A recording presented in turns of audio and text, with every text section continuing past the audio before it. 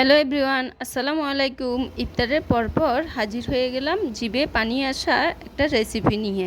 বছর ঘুরে আবার আমের সিজন চলে এলো। কাঁচা আম দেখে আর লোভ সামলাতে পারলাম না, তাই তো চলে এলাম আপনাদের সাথে এই ভর্তাটা শেয়ার করার জন্য। এই সিজনে রমজানের প্রথম কাঁচা আমের ভর্তা বানাচ্ছি, সবাই মিলে একসাথে মজা করে খাবো।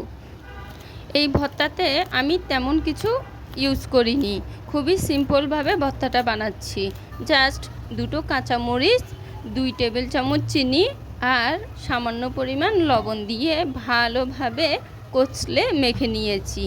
এমনভাবে কচলে নিয়েছি যেন আমের থেকে পুরো পানি বেরিয়ে আসে। এভাবে করে মাখলে আমের ভর্তাটা অনেক মজা হয়।